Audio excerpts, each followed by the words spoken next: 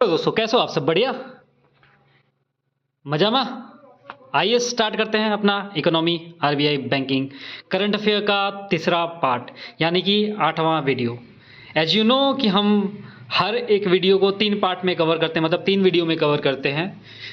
पहला concept video, then उसी का रिवीजन, देन उसको तीसरी बार रिवाइज करते हैं एमसीक्यू के थ्रू, ताकि इन्फॉर्मेशन कंठस्थ हो जाए, रिटेन हो जाए।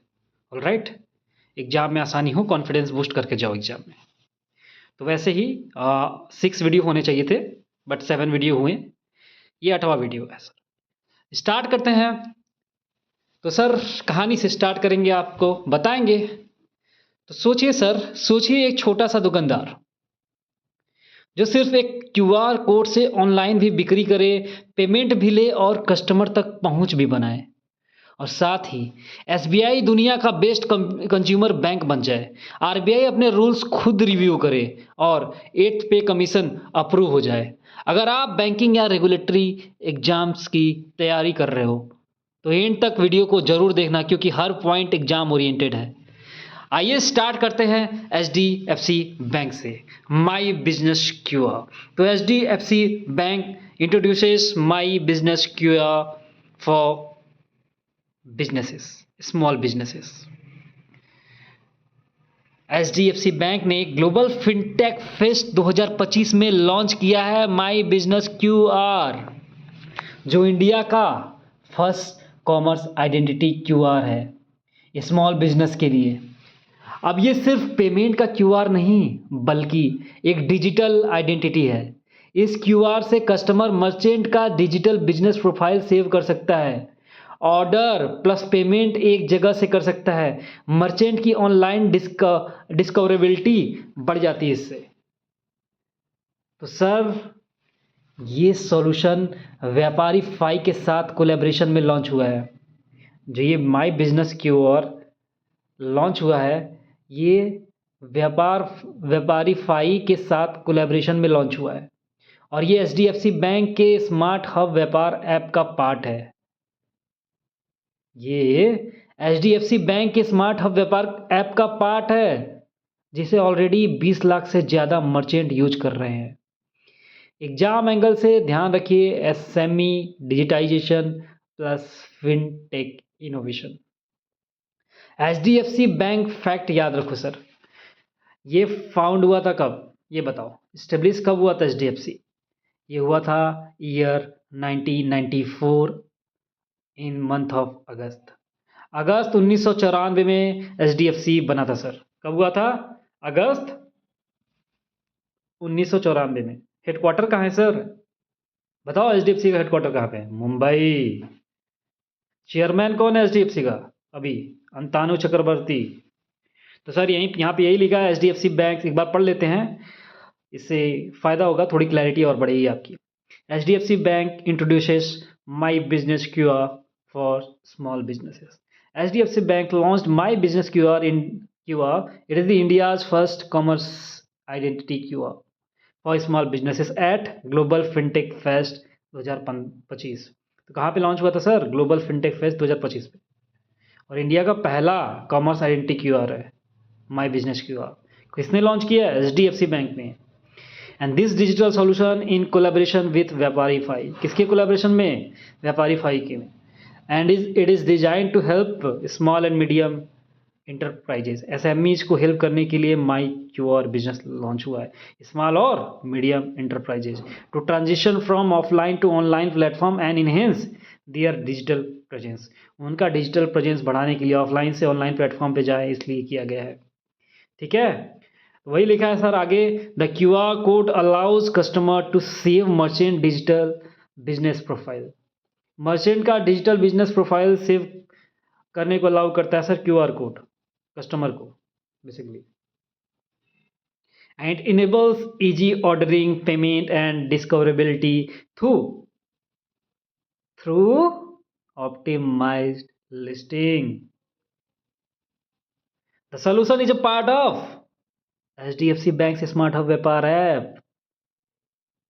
My business QR is the part of HDFC Bank's Smart Hub Vyapar app, which is used by over 2 million merchants in India. HDFC bank founded on August 1994, headquarter Mumbai, आपको पता है। Chairman कौन है सर? अंतानु चक्रवर्ती जी हैं sir. अब आइए आगे बढ़ते हैं, आगे के टॉपिक पे चलेंगे सर। अपना सेकेंड न्यूज है सर, इंडिया का first cooperative CBG plant. Home minister Amit Shah ने महाराष्ट्र के कोपरा गांव यानी कि अहिल्यानगर में इंडिया का first cooperative multi feed compressed bio gas plant inaugurate किया है। फिर से सुनो, इंडिया का first cooperative CBG plant, CBG मतलब compressed biogas plant, home minister Amit Shah ने महाराष्ट्र के कोपार गांव या कोपर गांव कह लो, अहिल्यानगर बेसिकली उसको कहते हैं, वहां पे इंडिया का पहला cooperative first cooperative multi feed compressed biogas plant inaugurate किया है। कहाँ पे? कोपरा गांव, अहिल्यानगर, कहाँ? महाराष्ट्र में। किसने? अमित शाह ने। पहला कोऑपरेटिव CBG प्लांट है sir, compressed biogas plant, multi feeded है। इसका मतलब क्लीन एनर्जी, फार्मर को एक्स्ट्रा इनकम, वेस्ट से वेल्थ, ये तीनों चीज का फायदा। एग्जाम के लिए आप ध्यान रखें, energy security and cooperative modelling को ये बढ़ाता है सर। ठीक है, अब आगे आते हैं sir ADB, Asian development bank के बारे में थोड़ा चर्चा कर लेते हैं sir. Asian development bank basically ये इंटरनेशनल फाइनेंशियल इंस्टीट्यूशंस की बात कर रहे हैं हम। उसमें कुछ स्टैटिक पोर्शन करेंट के साथ हम इसलिए कवर कर रहे हैं क्योंकि काफ़ी न्यूज़ में ADB रहा है बहुत वजहों से, तो हम वो वजहें जानने की ज़रूरत नहीं है, हमें ADB के बारे में जानने की ज़रूरत है। ये थोड़ा स्टैटिक है बट प्रीलिम्स में पक्का आता है, ऐसे क्वेश्चंस बहुत ज़्यादा चांसेस होते हैं इनके।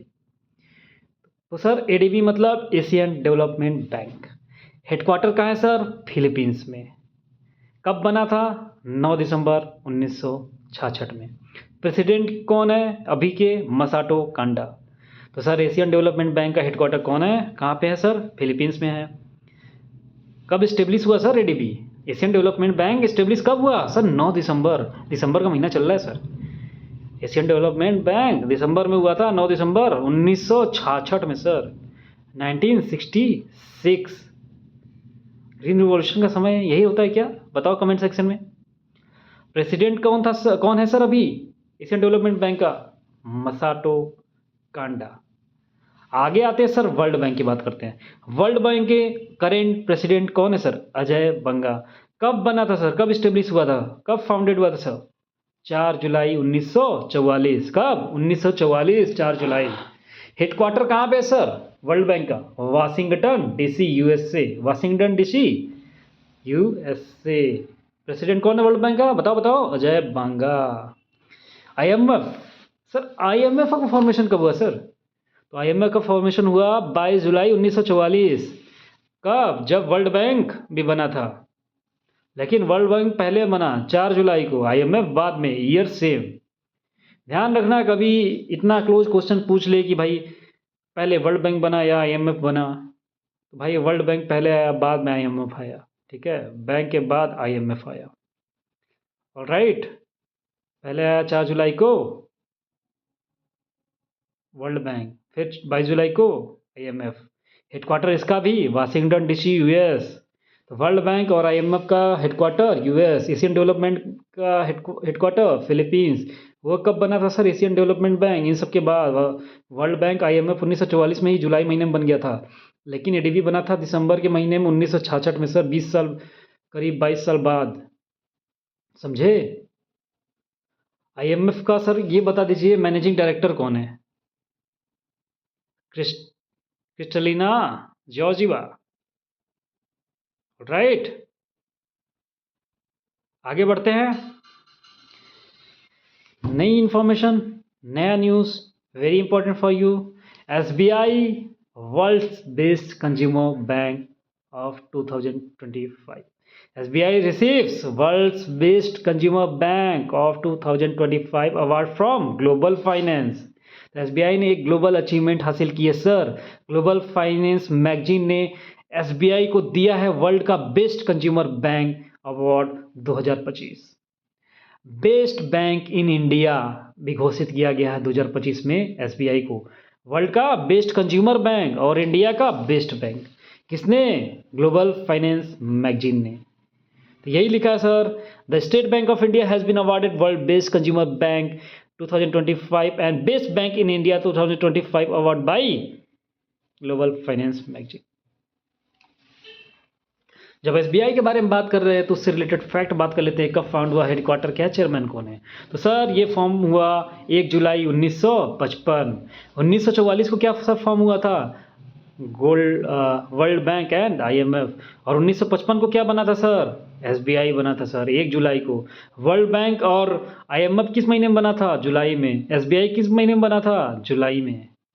देख रहे हो सर, कनेक्ट करो सर, याद करने में आसानी होगी। हेडक्वार्टर एसबीआई का मुंबई, आईएमएफ और वर्ल्ड बैंक का वाशिंगटन डीसी, एडीबी का Philippines.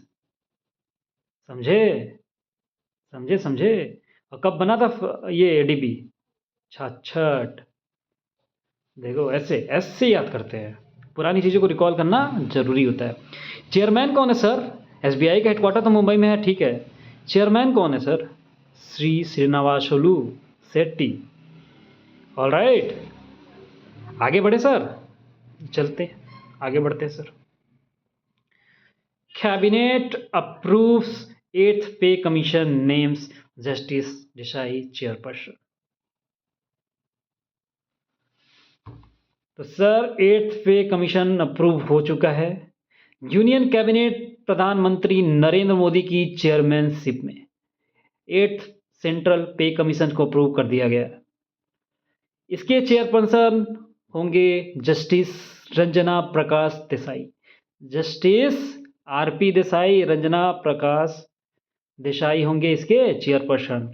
He is the former supreme court जज। जो जस्टिस देसाई हैं ये फॉर्मर सुप्रीम कोर्ट जज है सर, और current chairperson of press council of India. Right, तो इसका काम क्या है बेसिकली सर, बताइए? अरे नॉर्मल सी बात है भाई, 8th पे कमीशन पे से रिलेटेड काम होगी, उसमें रिव्यू करेंगे ये क्या करना है क्या नहीं करना है महंगाई देखते हुए। तो यही लिखा है sir, the union cabinet chaired by PM Narendra Modi appointed Justice Ranjana Prakash Desai as chairperson of 8th Central Pay Commission and approved its terms of reference. Justice Desai, former Supreme Court judge and current Press Council of India as a chairperson. All right, समझ में आया?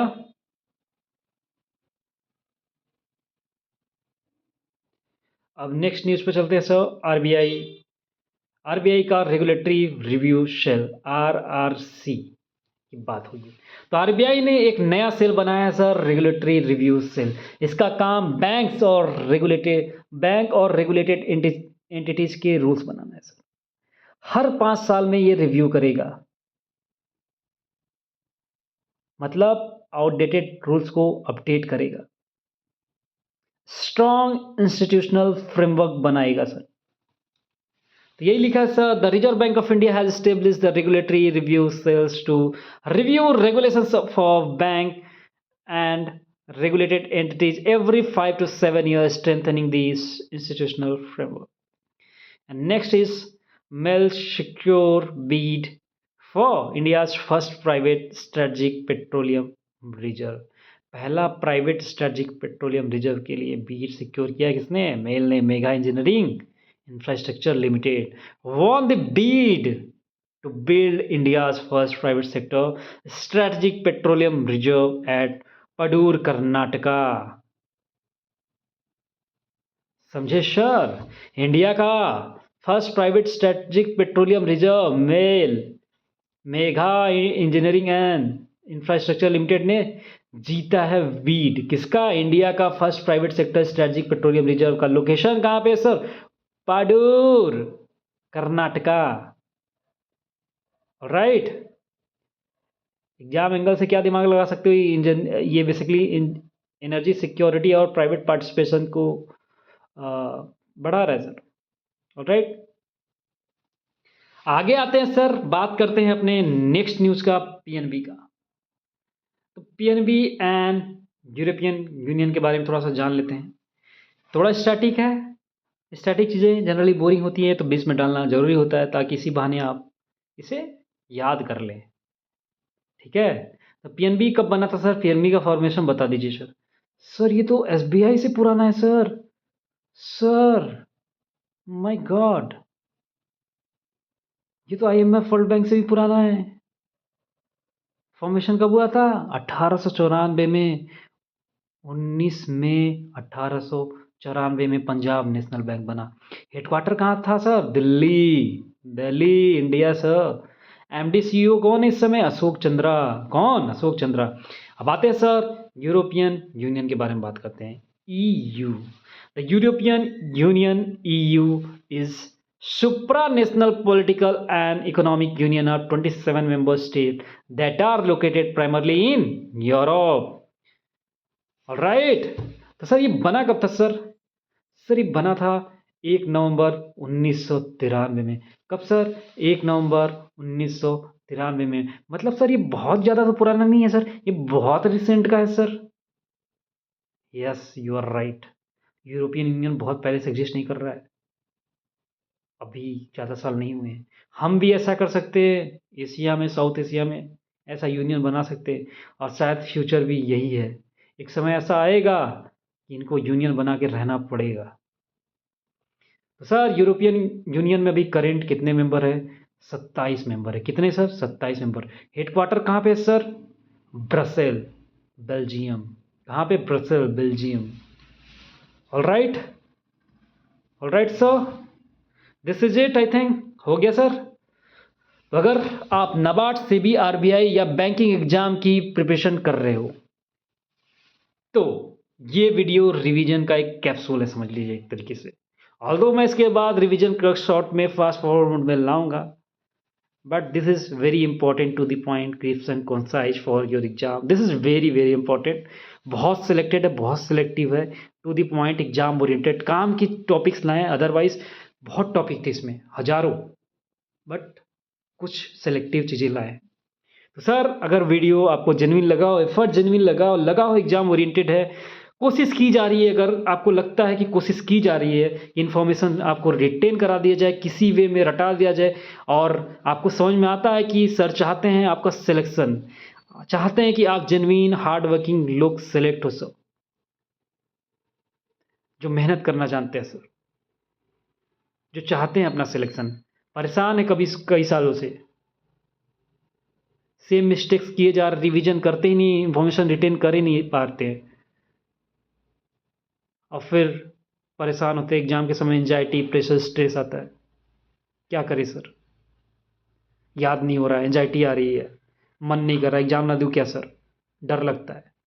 वो इसलिए होता है sir क्योंकि आप सही तरीके से नहीं पढ़ते, माइंड को वो टाइम नहीं देते जो रेगुलर गैप के बाद देना चाहिए। रिवीजन सर, रिवीजन जो आप नहीं करते, 99.999% लोग रिवीजन नहीं करते, इसीलिए फेल होते हैं।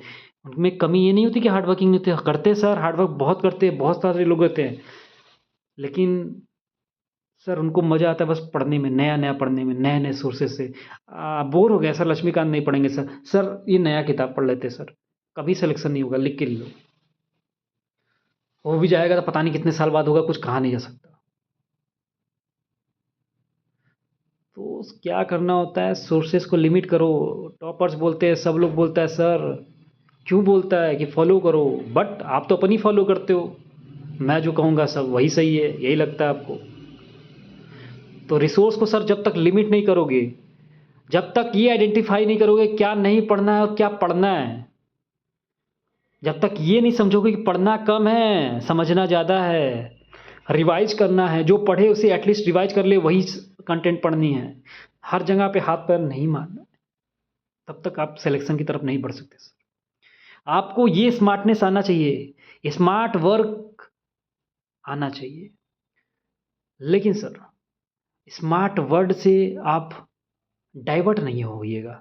आज का जो स्मार्ट वर्ड है ना, आज के समय में लोग इसे ट्रेंडी टॉपिक की तरह यूज करते हैं। स्मार्ट स्मार्ट स्मार्ट पढ़ते नहीं, एक्सक्यूज़ देते हैं। कूल होता है ना कि एक टैग लग जाता है, अगर स्मार्ट वर्ड यूज कर लिए तो आप कूल हो, आप हार्डवर्क करते हो तो आप बैल कहलाते हो। बैल बन जाओ सर।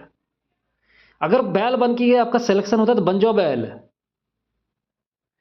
ऐसे लोग हैं सर जो एग्जाम में इंफॉर्मेशंस को जहाँ पे रटना हुआ रटा सर और जाके लिखा सर। उनको बोरियत महसूस हुई, लेकिन फिर भी क्या सर, हार्ड वर्किंग थे सर। उनको पता था कि वो सेलेक्ट हो जाएंगे, वो आईएएस बन जाएंगे, बन गए सर। कुछ नहीं स्मार्टनेस थी, स्मार्टनेस उनके में अंदर यही थी, सबसे स्मार्ट वही थे सर कि उनको सिलेक्शन लेना था। आप ये बताओ कि स्मार्ट वो है जो सिलेक्शन ले लिया किसी तरीके से, या जो बस बोलता है ऊपर से गरजता है, बरसता नहीं है। जो सिर्फ बोलता है smart work smart work smart work, हम रटेंगे नहीं तो हम ये नहीं करेंगे तो हम वो नहीं करेंगे। सिलेक्शन नहीं लोगे बे तुमको सिलेक्शन नहीं चाहिए, तुम एक्सक्यूज बना रहे हो। तुमको सिलेक्शन लेना होता ना, तुम हार्ड वर्क करते। तो वो मिस्टेक्स बार बार जो करते हो ना, हर बार कहते हो सर रिवीजन नहीं किया, लास्ट टाइम में ये हो गया, एंजाइटी हो गई, 10 ठो एक्सक्यूज बनाते हो, अपने माँ बाप को बोलते हो। क्यों बोलते हो भाई? ये क्यों, कहाँ का बहाना है? क्यों इतने बड़े बड़े बहाना देते हो सर? क्यों खुद से झूठ बोल रहे हो सर? नहीं मन करता छोड़ दो प्रिपरेशन, बट पढ़ रहे हो ना तो पूरा जान लगा के पढ़ो। काम की चीज़ें पढ़ो, फालतू जगह पे दिमाग मत लगाओ। ये पढ़ ले वो भी पढ़ ले, यहाँ पे मन नहीं कर रहा है तो नया पढ़ने का मन कर रहा है। अपना दिमाग जहाँ लगाया ना, ऐसे गए काम से तुम। बच्चा बन जाओ भाई। जैसे स्कूल्स में होते थे ना, टीचर्स बताते थे चीज़ें, आप उनके डायरेक्शन में चलते थे, तो वैसे चलो सर। टॉपर्स सुनते हो, जो जेन्युइन टॉपर्स होते हैं उसको भी फॉलो नहीं करते। सुनते सब, वो स्ट्रैटेजी सब पता है, लेकिन इंप्लीमेंट नहीं करते। अब फिर कहते हो सर मेरा सिलेक्शन नहीं हो रहा है। कैसे होगा सिलेक्शन? कैसे होगा बताओ? एक ही मिस्टेक बार बार किए जा रहे हो। तो सर मैं बार बार इसीलिए इंफेसाइज करता हूँ, रिटेन करिए सर इन्फॉर्मेशन, रिवाइज करिए मल्टीपल टाइम्स। ये वीडियोस दिए जा रहे हैं, इसको विजुअल्स की तरह रिवाइज करिए कि बार बार ये आपके सामने से जब गुजरेगा ना, तो एग्जाम में चमक जाएगा कि सर ये पीएनबी ऐसे दिख रहा था, ऐसे 3 पॉइंट में थे, और ये डेट था, यहाँ पे था हेडक्वार्टर, ये सीओ, ये वो। ऐसा पढ़ो भाई कि चमक जाए, दिख जाए, पेज पेज याद हो जाए। इसीलिए मैं रिवीजन वीडियो बना रहा हूँ, इसीलिए एमसीक्यू करा रहा हूँ, क्योंकि मैं जानता हूँ मैक्सिमम लोग रिवाइज नहीं करेंगे, मैक्सिमम लोग क्वेश्चन नहीं करेंगे, सिर्फ पढ़ते जाते हैं पढ़ते जाते हैं। जैसे बिंज वॉचिंग टीवी सीरीज देख रहे हो, मजा आ रहा है सर, मजा आ रहा है सर, फिर से बता रहा हूँ 2 महीने बाद पूछूंगा ना, वो मजा भूल जाएंगे। वो टीवी सीरीज भी उनको याद नहीं रहता कि क्या देखा था क्या नहीं देखा था। इन्फॉर्मेशन इतना ओवरलोड कर लेते हो सर, पता ही नहीं होता। सब कुछ पढ़ लेंगे, नहीं पढ़ना है भाई। जो चीज़ें आपको नहीं समझ में आ रही हैं उसको उसमें देखो कि क्या क्या इंपॉर्टेंट है, एग्जाम ओरिएंटेड, जो आपको आसानी से समझ आ सकता है, नंबर ला सकते हो, उसको पढ़ लो। छोड़ दो बाकी की चीज़ें, सब पढ़ना जरूरी नहीं होता है सर। अपनी स्ट्रेंथ को पहचानो, जो टॉपिक इंपॉर्टेंट है, जिसका वेटेज अच्छा है, उसको पढ़ो, कोशिश करो। मैं तो खुद कहता हूँ सर, करेंट में मैं जितना पढ़ा दे रहा उतना इनफ है। आप कहीं से कुछ, आपका माइंड कुछ अच्छा काम कर रहा है, एक्सट्रैक्ट करके चीज़ें इन्फॉर्मेशन पढ़े हो, उसको रिवाइज कर लिए, वो भी इनफ है सर। लेकिन सर स्टैटिक आपको बहुत स्ट्रॉन्ग करना पड़ेगा। किसी भी एग्जाम में सिलेक्शन लेना है सर, आप करेंट किए नहीं किए बहुत ज़्यादा मैटर नहीं करता है। मैटर तब करता है सर कि जब को आपको रैंक बहुत अच्छी लानी होती है। लेकिन अगर सिलेक्शन लेना है सर, बिना स्टैटिक के भूल जाओ सर। स्टैटिक आपको बनाना पड़ेगा, इसीलिए मैं करंट में भी स्टैटिक घुसा रहा हूँ। देखो पीएनबी कब फाउंड हुआ था, हेडक्वार्टर क्या है, एमडी का सीईओ, ऐसे ही सर बीच बीच में कोई स्कीम्स आएंगे तो उस स्कीम का पुराना कब लाया गया था, क्यों लाया गया था, ऑर्गेनाइजेशन आएगा, ये कब बना था, सब मेंबर कौन है, सब ये बात करेंगे। क्योंकि एग्जाम सर फोकस करता है उस स्टैटिक पोर्शन में जो करंट से लिंक्ड है। समझो, एग्जामिनर के माइंडसेट को समझो। वो माइंडसेट मैं डेवलप कराना चाह रहा हूँ सर, वो माइंडसेट डेवलप करना चाह रहा हूँ कि आप वो माइंडसेट को डेवलप करो, मेहनत करना सीख लो। पढ़ते कैसे वो सीख लो कि रिवाइज करना जरूरी है सर, कम पढ़ना है, रिवाइज करना है, टू दी पॉइंट पढ़ना है, एग्जाम ओरिएंटेड, फालतू कुछ नहीं पढ़ना है, सब बकवास। वो डेवलप कर लो सर। मैं चाहता हूँ आप सिलेक्शन लो सर, आप सिलेक्शन लो, और मैं दिलवाऊंगा सर, बहुत लोगों को दिलवा चुका हूँ अब तक, बहुत सारे एग्जामिनेशन में। बताने की मुझे ज़रूरत नहीं है, बहुत लोग कंटेक्ट में ऐसे। हो सकता है आगे आने वाले समय में आपको पता चले, बट ठीक है। मैं जो है भाई रॉ करता हूँ, रॉ बोलता हूँ, बहुत ज़्यादा एडिटिंग एडिटिंग कुछ नहीं होता मेरा, सामने है भाई। आपको पसंद आया ठीक ठीक, नहीं आया तो भाई अभी आपका दिमाग नहीं खुला है, जब खुलेगा फिर आ जाना फिर सर। मैं तो भाई ये वीडियोज़ बना रहा हूँ जेन्युइन लोगों के लिए, जो सीरियस है सर, जो हार्ड वर्किंग है, जो चाहते हैं अपना सिलेक्शन लेना, जो माइंडसेट डेवलप करना चाहते हैं, जो ब्लेम नहीं करते आया नहीं आया सर, ब्लेम करने लगते हैं। खुद पे तो भरोसा है नहीं, डिपेंडेंस है नहीं। सर इंडिपेंडेंट बनो, कोशिश करो, अगर मैं 10 मिनट पढ़ाता हूँ तो आप 60 मिनट पढ़ो। 4-5 गुना आपको पढ़ना पड़ेगा सर। सिलेक्शन लेना तो मेहनत करना पड़ेगा। सिर्फ़ एक चीज़ पे निर्भर आप नहीं रह सकते, समझे? नहीं तो मेरे माइंडसेट को डेवलप करो सर। काफ़ी एग्ज़ाम क्लियर किए हैं हमने अपने लाइफ़ में, बड़े से बड़े। वो माइंडसेट से हुआ है, वो माइंडसेट डेवलपमेंट करने से हुआ है। मैं वही चाहता हूँ आप भी डेवलप करो। आप भी कैसे एमसीक्यू को सॉल्व करते हैं, एमसीक्यू एप्टीट्यूड डेवलप करो। कैसे एलिमिनेट करते हैं, एग्ज़ाम में क्वेश्चन ना आते हुए भी आंसर तक कैसे पहुँचते हैं, वो डेवलप करो सर। वो कैसे आएगा सर? मैं तो आपको बता देता हूँ, आप शायद समझ भी जाते होंगे, लेकिन वो आधा-अधूरा होता है आपके लिए। क्यों? क्योंकि मैं जिस तरीके से सोच रहा हूँ, ज़रूरी नहीं कि आप भी वैसे ही सोचें। आपकी सोच तो अलग भी हो सकती है ना। आप अपना तरीका भी ढूँढिए, क्वेश्चन लीजिए, बैठिए। मत यूज़ करिए पुराने नॉलेज का अपना बहुत। अपने कॉमन सेंस का यूज़ करिए कि क्वेश्चन में कीवर्ड्स क्या हैं। सर ऑप्शंस देखिए, बाकी 3 के ऑप्शन कैसे हैं, एक ऑप्शन कैसा लग रहा है। अब क्वेश्चन में अगर नॉट लगा दिया तो फिर देखो, मतलब जब तक तुम करने बैठोगे नहीं, टेस्ट दोगे नहीं, एग्ज़ाम में एमसीक्यू करने होते सर, वही प्रैक्टिस करके नहीं गए हो, तो पक्का टाइम मैनेजमेंट का इशू होगा, कुछ ना कुछ इशू होगा जिसमें तुम फँसोगे, इशू होगा।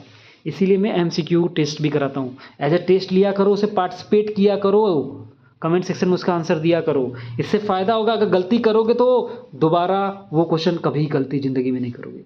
वो क्वेश्चन तुम्हारे दिमाग में बस जाएगा कि मैंने गलती किया था, सर ने सही बताया था, इसका आंसर ये होगा। स्माइल करोगे सर एग्ज़ाम में, बता रहा हूँ स्माइल करोगे। ऐसा कई बार हुआ है स्टूडेंट के साथ, कि वो सोचते थे कि सर ये तो मेरे को आता है सर, ये क्या छोटी चीज़ें बता रहे हो सर, बहुत सिंपल है, इतनी आसान, ये तो बच्चे पढ़ते सर। और मालूम क्या करते थे, वो क्वेश्चन गलत करते थे। और जब कर देते थे फिर मैं उनको आंसर सही बताता था, वो हँसते थे खुद पे, और वो क्वेश्चन याद हो जाते थे सर उनको। ठीक है? तो ज़्यादा नहीं बोलूँगा, भाई रास्ते पे आ जाओ, डायरेक्शन में चलो एक। अगर तुमने बहुत अटेम्प्ट्स दे रखे हैं अदर एग्ज़ाम से, चीज़ें नहीं हो रही हैं, तो भाई चेंज करने की ज़रूरत है अपने आप को। देखो, एनालाइज़ करो तुम मिस्टेक कहाँ कर रहे हो, तुम्हारे कट ऑफ क्या जाते हैं, तुम्हारे अकॉर्डिंग, तुम्हें कितना ज़रूरत है पढ़ने का, या तुम फालतू अपने आप को फ़ोर्सफुली हर चीज़ पढ़ने की कोशिश कर रहे हो, लास्ट में बर्डन लेके पैनिक करके नंबर ही नहीं ला पा रहे।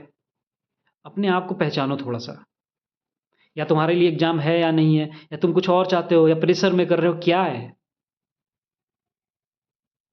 तो अपने आप को थोड़ा टाइम, बट आई वांट कि आप सभी डायरेक्शन में आओ और सिलेक्शन लो यार किसी अच्छे एग्ज़ाम में।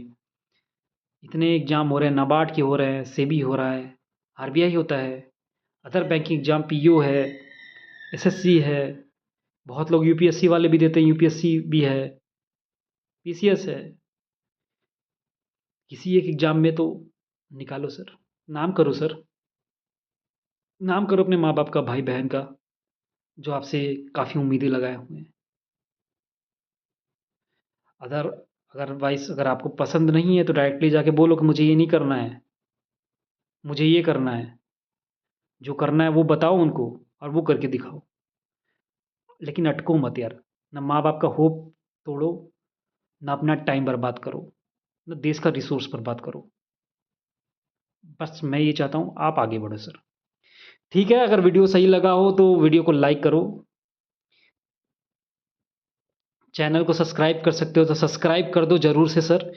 इससे मुझे पता चलता है कि ये वीडियो लिटरली जेन्युइन लोगों के पास गया है, हार्ड वर्किंग, सीरियस लोगों के पास गया है, जो चाहते हैं सिलेक्शन लेना सर, जो चाहते हैं जेन्युइन कंटेंट मिले सर।